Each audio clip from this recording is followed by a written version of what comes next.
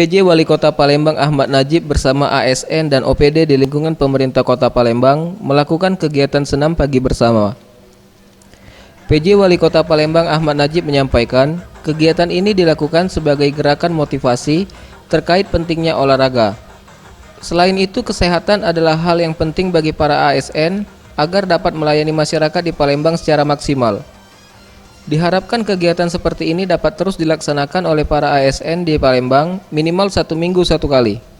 Saya mengajak seluruh jajaran pemerintah Kota Palembang, mari kita setiap hari Jumat itu minimal 1 bulan atau 1 kali atau 1 minggu 1 kali kita melakukan olahraga ini. Di samping kita bersilaturahmi, bertemu ya seluruh OPD ini bersama staf. Nah, lebih dari itu, selain sebagai upaya menjaga kesehatan para ASN, kegiatan ini juga bermanfaat sebagai media silaturahmi antar ASN yang ada di lingkungan Pemkot Palembang.